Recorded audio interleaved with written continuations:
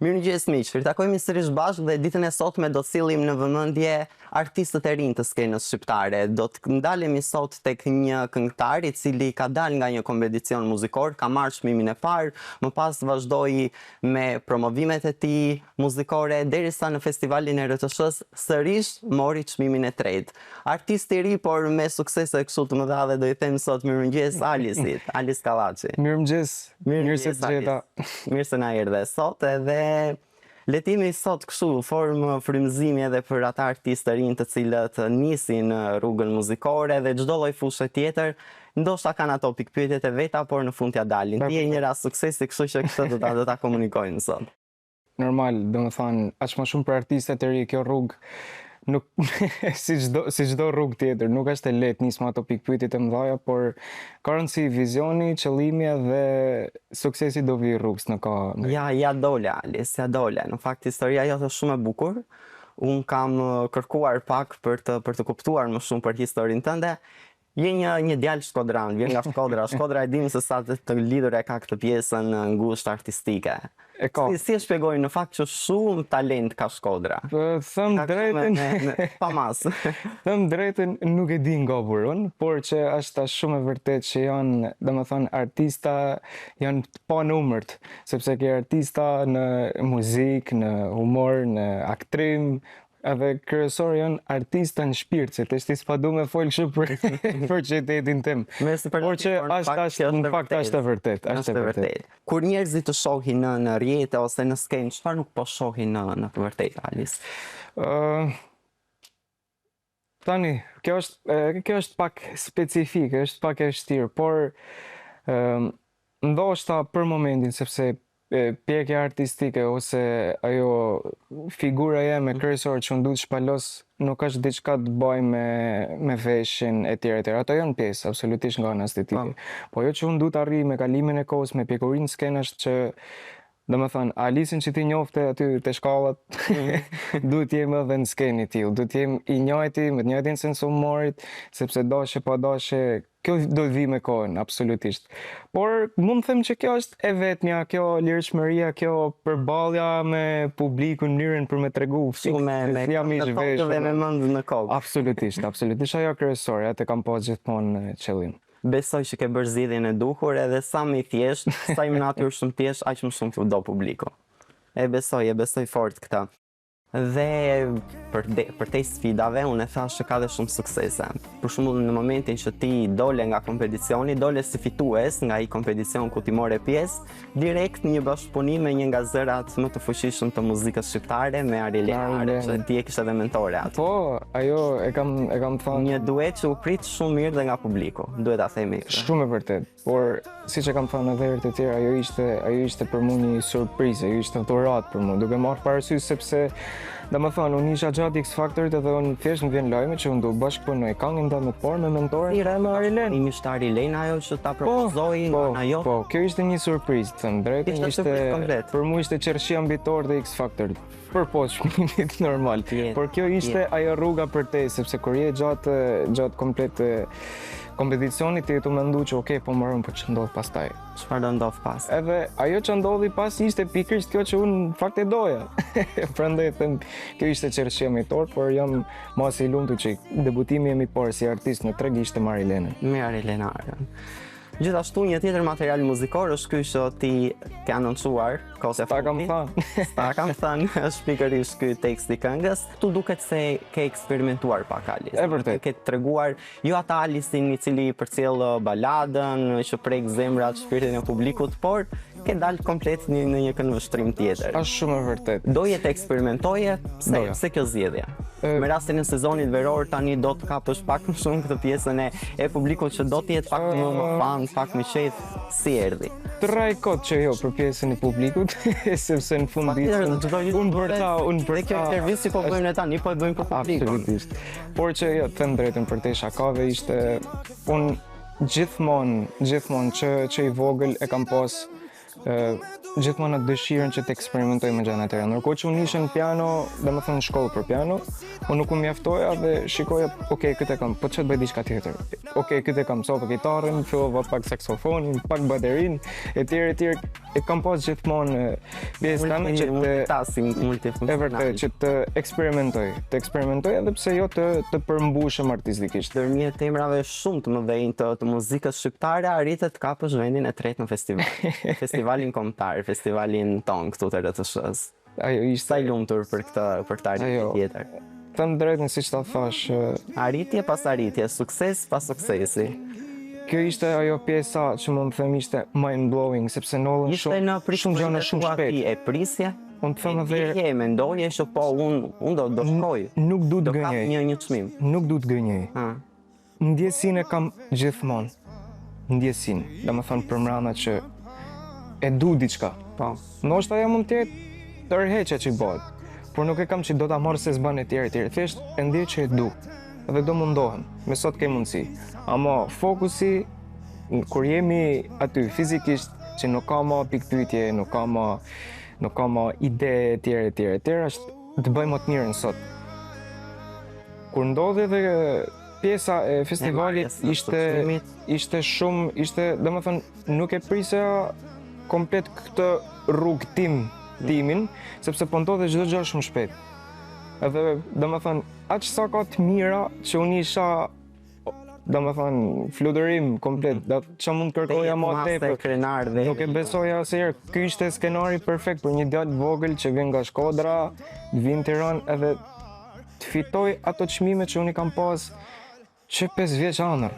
Dhe përikosh shumë të shkurtër. Bravo. Kjo ishte ajo ndjesia mirë, po kjo vjen me një përgjegjësi tjetër, sepse ty të shtohet përgjegjësia për çdo lloj gjaje. Domethënë aq më shumë gjëra që të kesh, aq më shumë përgjegjësi ke, sepse unë nuk mund të mjaftohem më aq, unë do t'jap, domethënë unë akoma nuk nimi përmbushën sepse s'kam dhënë hala atë që du t'jap. Këtë që po thua ti ma kanë thënë dhe artistë tjerë të mëdhenj të skenës shqiptare që unë kam pasur fatin të intervistoj gjatë rrugtimit tim në gazetari dhe ma kanë thënë që sa më shumë ecën përpara dhe sa më lart emri aq më shumë shtohet përgjegjësia. Rritet përgjegjësia. Është shumë e vërtetë. Kjo ndodhi edhe pas festivalit. E vërtet. Tani jemi gati të bëjmë pak një lojë kështu.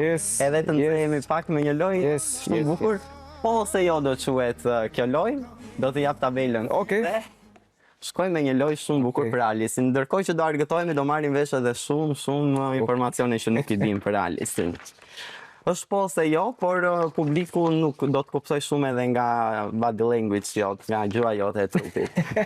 Okej. Ta shohim. Ke parë ndonjëherë një koment negativ për veten dhe ke marrë shumë personale? Jo. Okej. I ke dërguar mesazh një artiste të famshëm dhe nuk të është përgjigjur. Po. A mund ta them? Po. Cristianos. Kur isha i vogël. Cristiano Ronaldos. Të lutem kam ditëlindjen. Moro. E bukur kjo. Isha i bindur që do të ma nisin. Dhe ke zgjedhur kë Ronaldo, Po Ali, ç'a thu? E bukur. Ke çfarë pas një performance? Po. Në një artist i ndodh kjo. Ke menduar ndonjëherë ndoshta s'jam aq i mirë sa mendoja? Oho, për ditë. Po. Ky luftoj. Ke ndier xhelozi për suksesin e dikujt tjetër në muzikë? Jo. Nuk ndodh. Jo. Je gjykuar ndonjëherë për pamjen më shumë se sa për zërin? Ndoshta më përpara po, sepse doja të isha ndryshe. Një artist ka gjithmonë këtë. Ke pasur një crush ose një fiksim për dikën në industrinë muzikore shqiptare? Asnjëherë. Jo, a? Staj sinqert je këtu. 100%. Ashtu. Jam i pasur si kjo. Të ka ndodhur të harrosh tekstin në mes të performancës? Po, ku? Kanoni, X-Factor. Ka ndodhur. Si ti ke rikuperuar? Si kam rikuperuar shpejt, mumble. Me mjetet që kishim. Ke fshirë ndonjë këngë që e kishte gati vetëm sepse nuk ishte në mod? Në një tekst? Jo, nuk ka ndodhur. Ke imagjinuar ndonjëherë veten duke përfaqësuar Shqipërinë në Eurovision? Për ditë. E mendon? Për ditë. E bukur kjo. Ta uroj ta realizosh. Faleminderit. Do merrje pjesë në një reality show nëse do të ndihmonte për karrierën? Për momentin, jo, Për momentin, gjithmonë për momentin. Mos thua jo gjithmonë su radikal, ka jo. shumë artistë cilët kanë thënë jo, por pas kanë marrë. Nuk du t'jem... Okej, ti e bukur për momentin. Për momentin jo. E kuptoj. A ka një këngë që ke publikuar, por sot s'do ta këndoje më? Jo. Jo, nuk ka ndodhur. Je penduar ndonjëherë për një bashkëpunim? Këndu jo. Jo.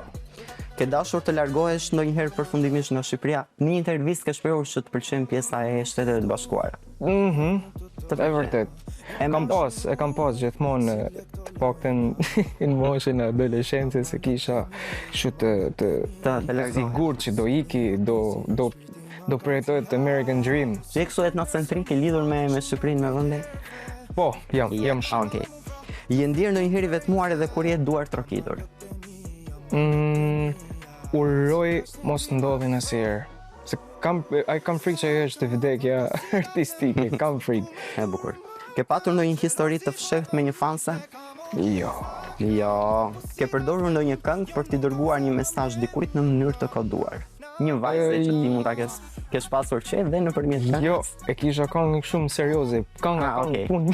Jo, nuk bën punë, nuk ka ndihmuar në këtë rast. Ke pasur ndonjë rivalitet të vërtet me ndonjë artist tjetër? Asnjëherë. Asnjëherë. Të ka ndodhur të dalësh me dikë vetëm për publicitet, reklamim? Të dalë me dikën për... Jo.